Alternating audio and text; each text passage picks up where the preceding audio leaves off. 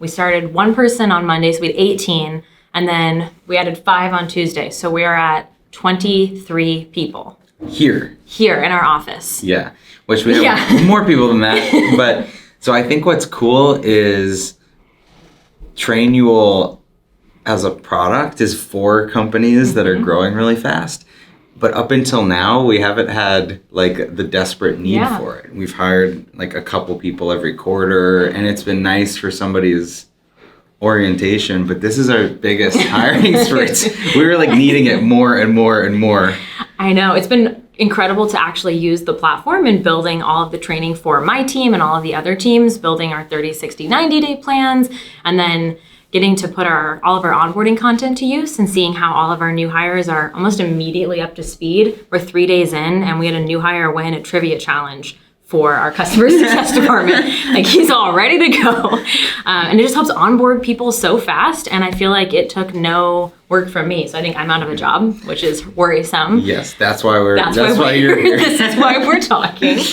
I'll see myself out. So aside from Trainual, that's obvious that we're going to use our own thing. But like what else did we do to prepare to get ready for a growth spurt like this? Because it's going to be the first of many. Well, I feel like a lot of it was emotional. So it was preparing a team who's been working together for 2 years now, or over 2 years for some people, and helping them prepare to sometimes triple the size of their team. And what that will feel like and what that will look like, how that potentially changes processes. And I think it'll only continue to feel that more as we grow, and we have to think through meeting schedules and like some of the logistics that you don't have to think about when you're 15 people.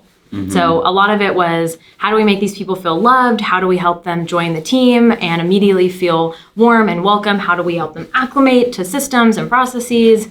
I think there's some specific things we had to do too. Like, well, there's the logistical stuff. The office. Yeah, like we're about to move to a new office, and we had to move a department downstairs into a meeting room. Yep, Trainual South. Yeah, South Campus. South Campus. And so they were, up and moved in like an hour or something. Like that was cool. Yeah, we had to do some shuffling. Then there's just getting the equipment in advance for everybody. I think people appreciated that everything was ready to go to set up. That was like the first thing they did when they started. Yeah, part of it was the technology side. So our ops and people ops team partnered to help make sure everything on the HR and technology, even like getting their laptop, getting them included in all their systems, getting their benefits set up ahead of time. So they came in, they didn't have to do any paperwork, and they were just ready to go. How else are we approaching this really fast growth? Like you've been working, I feel like constantly on org charts and job descriptions and job postings. And it's like, it's a constant conversation with everyone to say like, where are you at? What do you need? What are your next few hires? And we're constantly readjusting the boxes. Constantly. I just think of our org chart as a puzzle. So we might hire someone and suddenly they come in like, oh, I can do this and that. So maybe we don't need to hire this person right now. And that frees up budget for us to hire someone else, which can advance something differently. Or like the sales and customer success teams are combining. And what does that look like for us? And it changes everything all the time, but you just have to be talking to people. So figuring out processes and pain points and making sure we're hiring people that actually solve pain points and not just like, hey, we should probably hire this person. So using data to make informed decisions. It's like building four walls of a building, but like some of them are way higher than others. And some are like flimsy tarp and you're like trying to... Yeah, but the reality of building a startup is you don't build evenly. There's no way to be like, we're going to build one floor at a time. You're like over here doing... steel beams, and over here you're painting, and it's like constantly changing. I feel like it's like triaging all of the problems and figuring out what is the most urgent problem and solving for that. And then as soon as you figure that out, you move on. You're like, all right, hope for the best, good luck. And then we figure out something next. And what are we going to solve there? And then just hope that it all works out. Yes, the other thing that was interesting, like we had a leadership team meeting on Wednesday, which was the day after 5 people started and 2 days after 1 person started. And so all of us were out of the office, and that became like their Trainual day, right? Because they just had something to do. They could dive in and learn at their own pace. They ordered lunch, I think, while we were gone. So I think they've had lunch ordered like every day. We might as well have a cook, like a chef. But there's been no shortage of food. We had a lunch and learn today that everybody's gotten a bond over. We had on their first day, serendipitously, there was like a team outing scheduled for the afternoon of the first day. So I think, in terms of first weeks, this was a pretty primo. Yeah, pretty good first week. Yeah. So, and it's so funny. We were shooting a video with Nick earlier about the retreat that's coming up. And we were flashing back to last year when Alex's first day was at the airport getting onto the plane for our retreat last year. And I think that's really cool. I think that's incredible. We've had other people that start that we invite them to like social events. Like we went to an NBA game a few weeks ago, and a lot of these new hires were there. Yeah. So they already kind of knew the people too when they were coming in. I think that's important. Super important. I feel like if you can get them acclimated socially, and I say emotionally, like make sure they feel super loved. Like loved by the team, or they just feel super welcome and safe and they can ask questions, then it makes everything else a little bit less scary. And I think they feel a lot more comfortable, and I personally believe it leads to higher retention, but I have no data to prove that. Yeah. I just try to love everyone and make sure they're happy. Well, the other thing you did though, that you just probably do intentionally, without really knowing, but you put people into this cohort, and it was uncomfortable for me because you're sending offer letters on Friday, being you start Monday, you start Tuesday, and,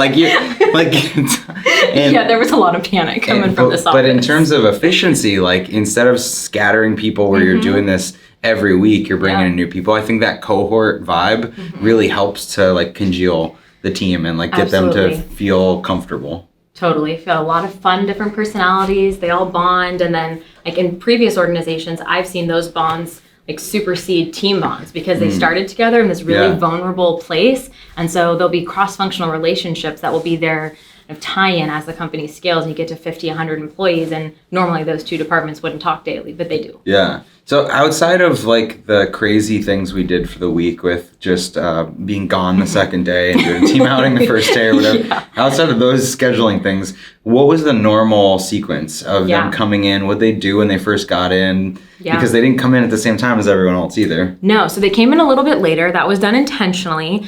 We had coffees. So we asked them ahead of time what their favorite coffee drink was very specifically.